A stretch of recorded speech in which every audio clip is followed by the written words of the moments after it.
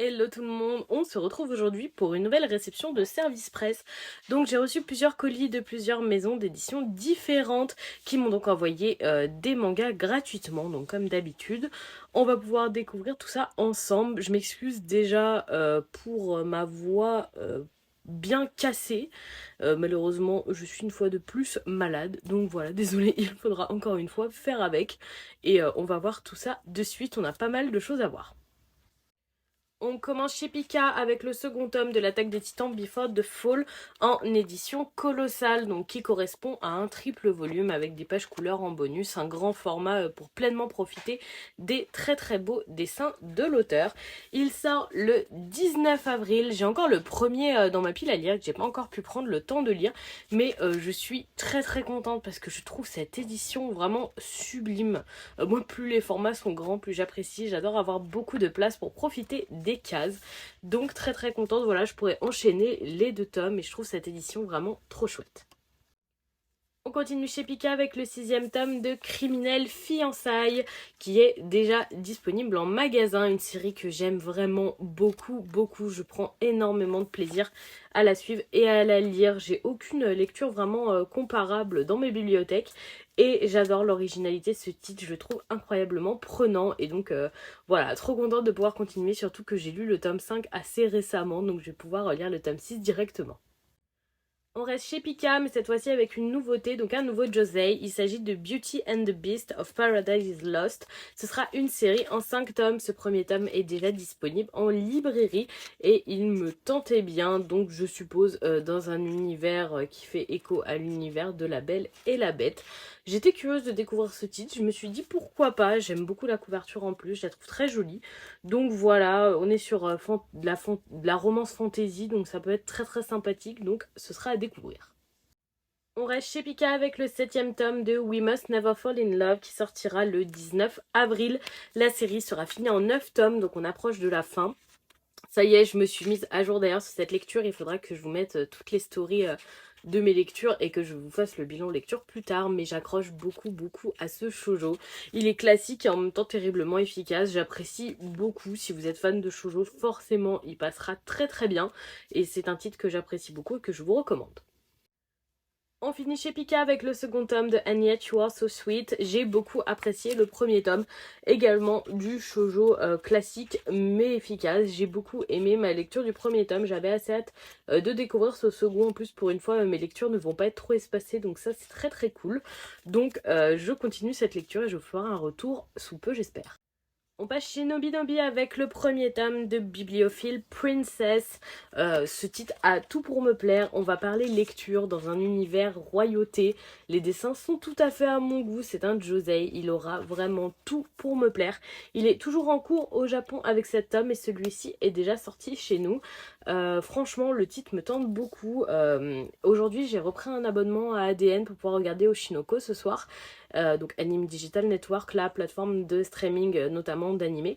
Et j'ai vu qu'ils avaient Bibliophile Princess également en animé, donc qui ne couvrira pas toute la série vu qu'elle est toujours en cours. Mais je me suis dit que si j'accrochais bien à ce tome 1, je pourrais peut-être regarder l'animé, ou pour ceux qui aimeraient découvrir, bah, il y a l'animé qui est disponible sur ADN si jamais. On passe chez Kiyun et on commence avec le cinquième tome de Sweet Home qui sortira le 5 avril. Donc un webtoon adapté au format papier par le même auteur que Bâtard. J'avoue que pour le moment je préfère Bâtard à Sweet Home qui commence à être un peu longuet. Le fait d'être enfermé dans l'immeuble etc. Les monstres, j'avoue que ça commence à tourner un peu en rond. Je vais me laisser encore un ou deux tomes pour voir si j'ai envie de continuer ou pas, en espérant que ça se décompte un peu et que ce soit un peu plus dynamique et qu'il y ait plus de choses à découvrir.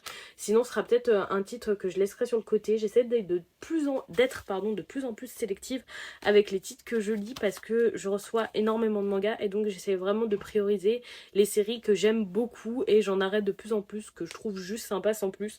Et si Sweet Home décolle pas, cette série fera peut-être partie de ceux que je laisserai malheureusement sur le carreau. On reste chez Kiyun avec le quatrième tome de Clévatès. Je trouve la couverture incroyable. Les couleurs, le reflet rouge qu'ils mettent à chaque tome, tout.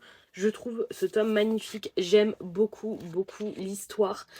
Beaucoup plus violent que ce que j'avais prédit quand j'avais reçu le premier tome. Et vraiment, j'adore Clévatès. C'est vraiment un titre qui mérite le détour et que j'apprécie.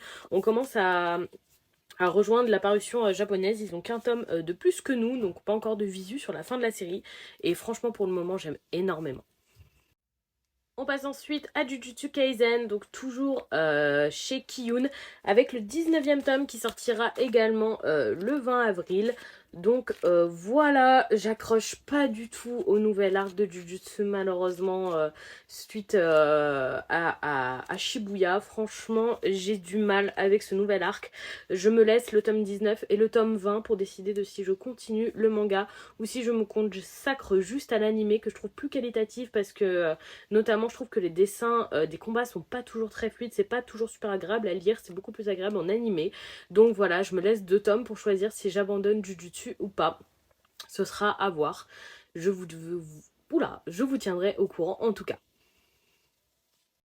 Toujours chez Kiyun, j'ai reçu le 5e tome de l'Éden des sorcières, un titre que j'aime énormément, avec l'écologie vraiment en fond très très bien abordée. On suit une petite sorcière dans sa quête de trouver l'Éden et j'apprécie beaucoup beaucoup ce titre pour sa philosophie notamment. Franchement, c'est une super lecture, j'attends chaque tome avec grande impatience et je sais que celui-ci va pas rester super longtemps dans ma pile à lire parce que j'aime beaucoup ce titre. On finit chez Kiyun avec le second tome de Valalian The Black Iron. Donc pour rappel, une série qui sera finie en 6 tomes. Franchement, j'ai été très agréablement surprise par le premier tome. J'étais pas sûre que ça me plaise. Et déjà, les dessins sont magnifiques et totalement à mon goût. Et j'ai beaucoup accroché à l'histoire. On se retrouve en pleine mythologie viking avec un personnage assez accrocheur. Et l'univers l'est tout autant. Franchement, très très bonne surprise pour ce premier tome de Valalian. Et je suis donc très curieuse de lire ce second. Ensuite, et de la part de Panini, j'ai reçu les 2 premiers tomes de Time Bomb Teacher. Ce sera une série finie en 4 tomes et vraiment j'étais totalement passée à côté de son annonce. Ce titre sort aujourd'hui, il a quand même été édité dans le Shonen Jump, donc pour moi c'est quand même plutôt gage de qualité. En général, c'est des titres auxquels j'accroche bien. La série a l'air super accrocheuse, on est vraiment dans la mafia, etc. Donc tout ce que j'aime. Avec, on avait reçu un pack presse comme ceci avec une boîte dit attention, produits chimiques. Et donc le personnage principal va être une prof de chimie.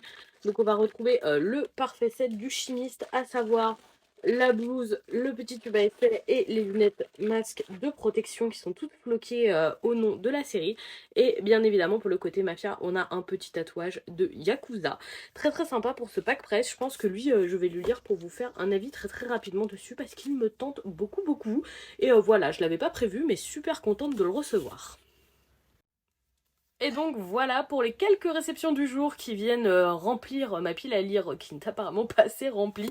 Très très contente, il y a plein de titres qui me tentent énormément, d'autres où il faudra que je tape sur si je les continue ou pas, mais la grande majorité, je suis vraiment super contente quoi qu'il arrive, c'est des titres que je voulais. Donc voilà, dites-moi si nous avons des lectures en commun ou si certains de ces titres vous intéressent.